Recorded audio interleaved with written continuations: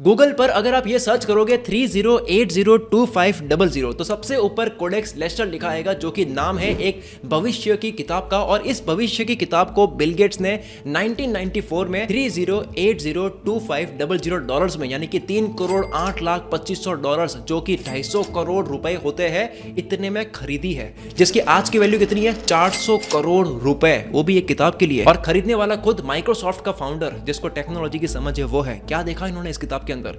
इस किताब के अंदर साइंस, एजुकेशन और टेक्नोलॉजी का फ्यूचर लिखा हुआ था। अभी हम जिस साइंस और टेक्नोलॉजी में जी रहे हैं, इस समय को आज से 500 साल पहले ही लिख दिया था लियोनार्डो दा विंची ने इस किताब के अंदर। लियोनार्डो दा विंची पॉलीमैथ थे। पॉलीमैथ उसको बोलते हैं जो हर फील्ड का मास्टर होता है। 500 साल पहले इन्होंने इंसान की बॉडी के 240 स्केचेस बनाए थे, तब एक्सरा नहीं था, जो कि आज की मॉडर्न साइंस के स्केचेस से सेम टू सेम मैच करते हैं। ये इतने क्यूरियस थे, इनको इतना जानना था कि ये कब्रिस्तान जाते थे, कब्र को खोद करके लाश को निकाल करके उनकी बॉडी को ऑब्जर्व करते, ये देखने के लिए कि इंसान की बॉडी बनी किस तरह से। आपके स्क्रीन पर ये सारी बॉडी के स्केचेस दिख रहे हैं, ये इन्होंने बनाए हैं। बाहुबली मूवी में बल्लाल देव का ये रथ आपने देखा होगा, पर अब ये इमेज देखो, विंसी ने इस रथ का डिजाइन तब के समय में बना लिया था। इनके पास में इम्पॉसिबल इमेजिनेशन स्किल थी। अब मैं इम्पॉसिबल वर्ड क्यों यूज कर रहा हूँ वो सुनना। आप ये फोटोग्राफ देखो, ये है इटली के मैप की, जो कि किससे ली गई है, सैटेलाइट से क्लिक करी गई है। और अब देखो ये स्केच है 16th सेंचुरी का, जिस वक्त सैटेलाइट नहीं हुआ करती थी। इन्होंने सिटी को इमेजिन करके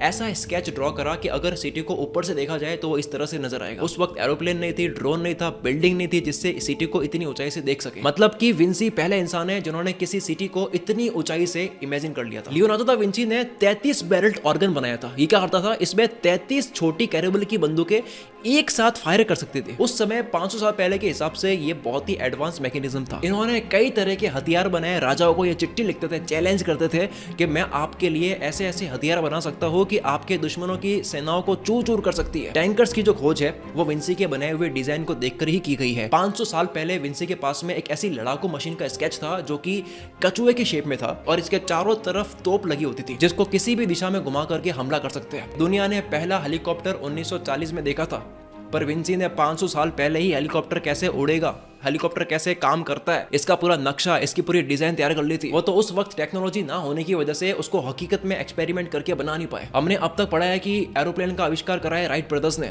पर जब इनका जन्म भी नहीं हुआ था उससे कई 100 साल पहले विंसी ने हवा में कैसे उड़ा जा सकता है, इसकी जो मशीन है उसका पूरा मॉडल बना दिया था इन्होंने। असल में विंसी जो थे वो पक्षियों से बहुत प्यार करते थे, बर्ड से बहुत प्यार करते थे, तो वो अपनी सेटिस्फेक्शन के लिए पक्षियों को खरीदते और पिंजरों से आजाद करते। अब क्योंकि उन्होंने पक्षियों के साथ में बहुत अच्छा वक्त बिताया है, तो वो पक्षियों को ऑब्जर्व करते कि यार ये पक्षी उड़ कैसे पाते हैं।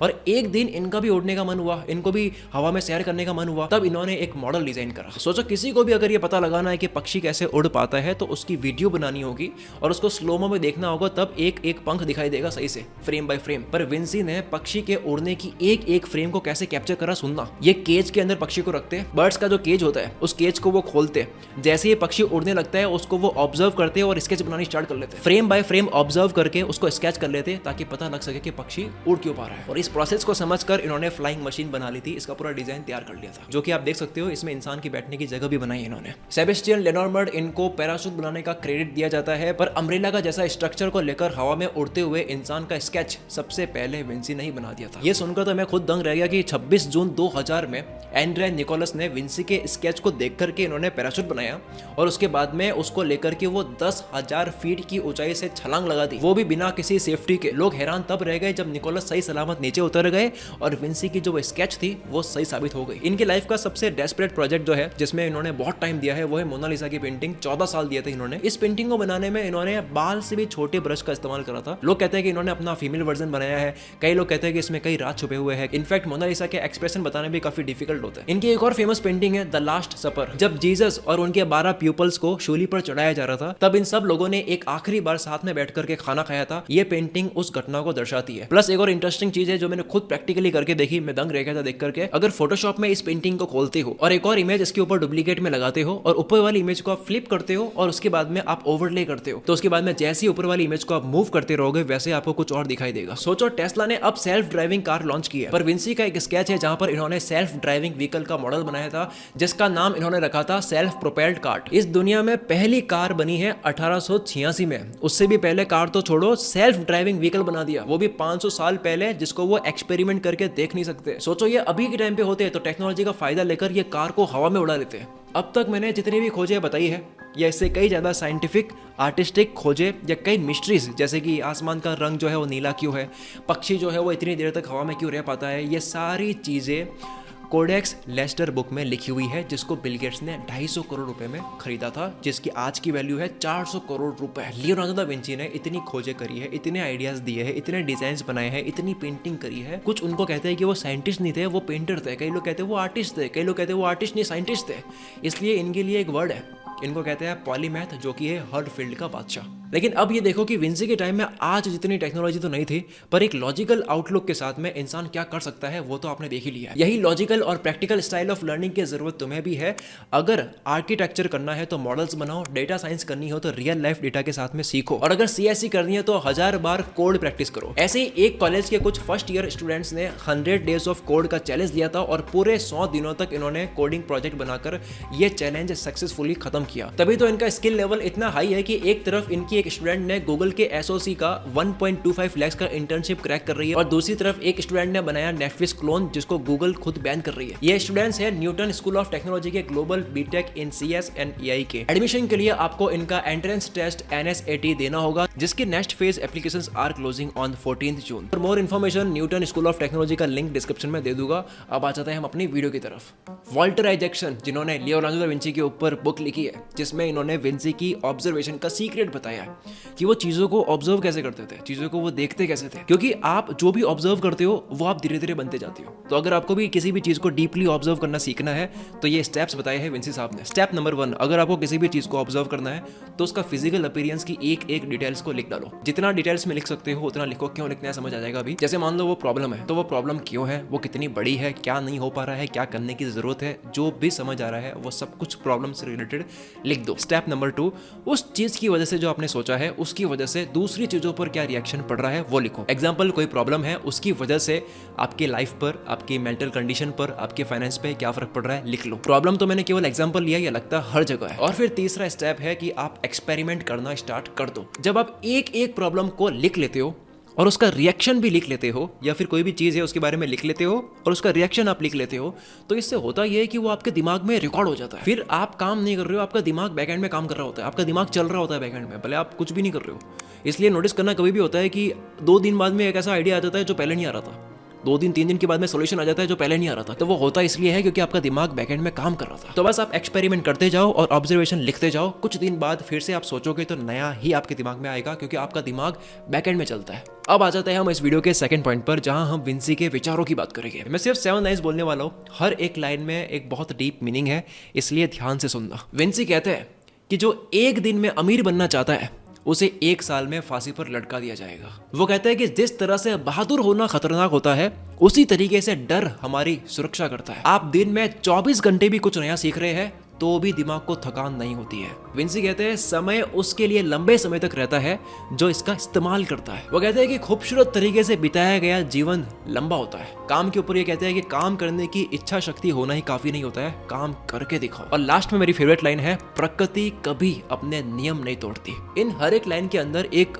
पूरी की पूरी जिंदगी है। देखो, काबिलियत सब में होती है। मैंने 1 नहीं, 2 नहीं, 10 नहीं, 50 नहीं, 100 नहीं, 1000 बार देखा है कि हर इंसान में कोई ना कोई काबिलियत होती है। अभी आप जैसे मुझे देख रहे हो, आपके अंदर कुछ तो ऐसा है जिसके साथ में आप न्याय नहीं कर रहे हो, सही नहीं कर रहे हो। वो जो आपकी शक्ति है ना, उसका आप ढंग से इस्तेमाल नहीं कर रहे हो। क्यों नहीं कर रहे हो सुनना, विंसी क्या कहते हैं यहाँ पे। क्योंकि हमारा एक दोस्त है, हमारा दोस्त है, उसका नाम है मन, और ये बहुत कमजोर होता है। ये रोकता है, ये डरता है, ये कंफर्टेबल होना चाहता है। ये कमजोर मन आपको क्या कहता है बार बार, यार तू कितनी मेहनत कर रहा है, इतना करने के बाद भी नहीं हुआ तो आगे क्यों होगा, क्यों अपने आप को इतना कष्ट दे रहा है, रुक जाते हैं ना, गिव अप कर लेते हैं, क्या ही मिल जाएगा, मिलके भी क्या ही कर लेंगे उसका। विंसी कहता है कि लाइफ में हर इंसान एक ना एक बार तो बहुत बुरी तरह से अटकता है। अब विंसी के अकॉर्डिंग इस पॉइंट पर आपको अपना सेंस ऑफ ह्यूमर यूज करना चाहिए। सही सुना आपने, खराब हालतों को हल्के में लेकर उसके ऊपर मजाक उड़ाने का जिगरा होना चाहिए आपके अंदर। आपकी जो काबिलियत है उसके साथ में न्याय तभी होगा जब आप मुश्किल हालातों का मजाक उड़ाकर आगे बढ़ने की हिम्मत दिखाओगे। ये मैं नहीं, ये विंसी साहब कह रहे हैं। थर्ड, अब हम बात कर लेते हैं विंसी की इंटरकनेक्टेड थ्योरी के बारे में। ये मेरी फेवरेट थ्योरी है। विंसी के अकॉर्डिंग दुनिया की हर एक चीज एक दूसरे से बहुत ही ब्यूटीफुल तरीके से इंटरकनेक्टेड है, बस देखने वाले की नजर चाहिए। इन्होंने कभी भी हिस्ट्री, साइंस, मैथ्स, पोइट्री किसी भी सब्जेक्ट को अलग नहीं समझा। उनकी जर्नल बुक अगर आप उठाओगे तो आपको ये नहीं मिलेगा कि कैटेगरी वाइज चीजों को रखा हुआ है, साइंस की बातें अलग, आर्ट्स की बात अलग। कई फिजिक्स का एक्सपेरिमेंट लिखा है तो कई बायोलॉजी की ऑब्जर्वेशन लिखी हुई है, और आप देखोगे तो बीच में हेलीकॉप्टर का स्केच बना हुआ है, तो कहीं मिलेगा कि इंसान के शरीर का हाथ जो है उसकी डिटेल लिखी हुई है। और ऐसा होता भी है क्योंकि विंसी को सिमिलरिटीज देखनी आती थी। और आप नेचर को भी देखोगे तो आपको काफी चीजें ऐसी मिलेगी जो सिमिलर है। बहुत छोटे मोटे एग्जाम्पल बताओ तो लंग्स और पेड़ देखोगे तो, ब्रेन का न्यूरॉन्स और सिटी का मैप देखोगे तो, हम डेली लाइफ में भी ऐसी बहुत चीजें देखते हैं। जैसे अखरोट जो है वो ब्रेन की तरह दिखता है, पेड़ की जड़ें हमारी नसों की तरह दिखाई देता है। इस तरह सिमिलरिटीज कितनी मिलती रहती है। ये तो मैंने बहुत छोटा एग्जाम्पल लिया है। ये जो फ्रीडम है ना, ये जो बच्चा वाला हमारा दिमाग है जो सिमिलरिटीज देखता है, ये पढ़ाई के अंदर कहाँ मिलती है? नहीं मिलती है। अगर आप यहाँ पर हिस्ट्री और फिजिक्स को मिलाओगे तो आपको बेवकूफ़ समझेंगे, केमिस्ट्री और अकाउंट को मिलाओगे तो आपको पता नहीं क्या समझेंगे, साइंस और कॉमर्स को आप जोड़ दो, आर्ट्स और कॉमर्स को जोड़ो, दुनिया बेवकूफ़ समझेगी आपको। पर क्या हो अगर आपको मैं ये कहूँ कि इस दुनिया में जितने भी कामयाब लोग हैं या जितनी भी कामयाब कंपनीज है या स्टार्टअप्स है जो आ रहे हैं और आएंगे, वो क्या करते हैं, वो दो इंडस्ट्रीज को मिला लेते हैं। याद है मैंने पिछली वीडियो में नावल रविकांत के पॉडकास्ट के बारे में बात करी थी। उन्होंने खुद बोला है कि दो अलग चीज़ों को जब आप मिला लेते हो, दो अलग इंडस्ट्री को जब आप मिला लेते हो तो शानदार कॉम्बिनेशन बन जाता है। एग्जाम्पल, अगर एक भालू है जो कुछ करके दिखाए तो इंटरेस्टिंग लगता है, और दूसरा है कि एक पहिए वाली साइकिल अगर कोई उसको चलाए तो वो भी इंटरेस्टिंग है। लेकिन भालू अगर उस एक पहिए वाली साइकिल को चलाएगा तो वो सर्कस बन जाता है और इंटरेस्टिंग बन जाता है। क्या कंपनीज यही नहीं कर रही है? क्या बहुत सारे प्रोडक्ट्स इसी बेस पे नहीं चल रहे हैं कि वो दो अलग अलग चीज़ों को मिला देते हैं? तो बताओ आप क्या दो अलग चीज़ों में कनेक्शंस देख पाते हो, डॉट्स कनेक्ट कर पाते हो? और ये चीज आप चलते फिरते इसकी प्रैक्टिस कर सकते हो। आप देखो कि आपको जो दिख रहा है उसमें क्या सिमिलरिटीज है, वो कौन सी दो अलग अलग चीजें हैं जिनको मिलाते हो अगर आप इमेजिनेशन के अंदर, तो वो इंटरेस्टिंग बन जाता है। इस एक्सरसाइज को बार बार करने से आपकी प्रैक्टिस होती है चीजों के बीच में इनडायरेक्ट कनेक्शन बिल्ड करने में। इससे होता ही है कि आपका दिमाग रैंडमली चलता है, इतना रैंडम होता है कि आप कहीं से कुछ सोच करके एक ऐसा बना लेते हो सोल्यूशन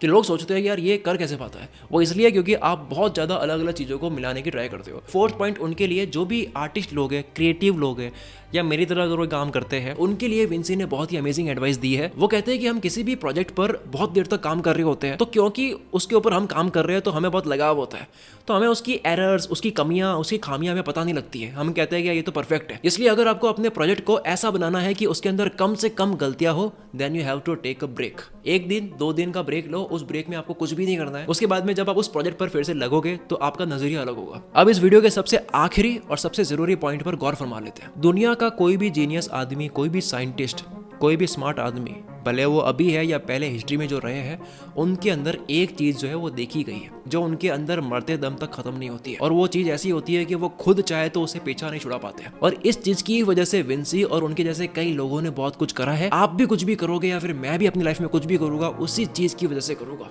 और उसी चीज की होने की वजह से मोटिवेशन की फिर जरूरत पड़ती नहीं है, क्योंकि मोटिवेशन आज होता है कल नहीं होता है। उस चीज के बाद में आप अनस्टॉपेबल हो जाते हो। आप ऐसी बातें नहीं करते हो कि आज मन हो रहा है कल नहीं हो रहा है। वो है क्यूरियोसिटी, जिज्ञासा, खुजली, तलब। जानना है भाई कैसे होता है, ये पढ़ के देखना है, रिसर्च करके देखना है, ट्राई करके देखना है, एक्सपेरिमेंट करके देखना है, लेकिन जानना है होता कैसे है या फिर क्यों होता है। एक रेवोल्यूशनरी इंसान और एक आम इंसान के बीच का अगर फर्क बताऊं तो वो टैलेंट नहीं है, वो फिजिकल स्ट्रेंथ नहीं है, वो एजुकेशन नहीं है, वो क्यूरियोसिटी है। बड़ा करने का मतलब ही यही होता है कि आप जवाब ढूंढना चाह रहे हो, फिर वो जवाब ढूंढना पढ़ना हो गया, या फिर जवाब ढूंढने का मतलब एक्शन लेना हो गया। क्योंकि आपको जानना है तो आप उसके लिए या तो एक्शन लोगे या उसको जानोगे या सीखोगे। एक चीज जो आपकी सक्सेस और आपकी अभी की कंडीशन के बीच का पुल बन सकता है वो है सवाल करना और उसका जवाब ढूंढना। अगर ये कीड़ा आपको एक बार काट गया कि किसी भी चीज के बारे में जाने बिना, खुद को खपाए बिना आपसे रहा नहीं जाता, तब दुनिया तो बहुत दूर की बात, आप खुद भी अपने आप को रोक नहीं पाओगे वो पाने से जो आपको पाना है। और अगर आपको सवाल करना सीखना है और अपने आप से सवाल क्या करे वो जानना है, सवालों की लिस्ट चाहिए, और अगर आपको सवाल करते करते खुद की खोज करनी है, अपने आप से मिलना है, अपने जीवन तक को बदल के रख देना है सवाल करने की स्किल से, तो आपको री इन्वेंट योर सेल्फ बुक को पढ़नी नहीं है बल्कि याद करनी है। ये ई बुक PDF फॉर्मेट में है। आप इसको अभी 10 सेकंड में खरीद कर अपने फोन में हमेशा के लिए डाउनलोड कर सकते हो, जिसकी प्राइस आपका जो मोबाइल का रिचार्ज है उससे 10 गुना कम है। इसका लिंक डिस्क्रिप्शन में आपको मिल जाएगा। डाउनलोड करने में दिक्कत हो टीम से बात कर सकते हो, ये ईमेल है। और हाँ, न्यूटन स्कूल का लिंक भी आपको नीचे डिस्क्रिप्शन में मिल जाएगा। NSAT टेस्ट की डेट है 14 जून। मिलता है अगली वीडियो में। Wish you all the very best. अगर आपको ये वीडियो पसंद आई है तो मैं 100% श्योर हूँ कि आपको निकोला टेस्ला के ऊपर जो मैंने वीडियो बनाई है वो भी आपको बहुत पसंद आएगी। आपके स्क्रीन पर दिख रही होगी, इसके ऊपर क्लिक करके आप इस वीडियो को भी देख सकते हैं। मिलते हैं हम अगली वीडियो में। Wish you all the very best. मैं शकील कुल मित्र से आपके सपनों को सपोर्ट करता हूँ।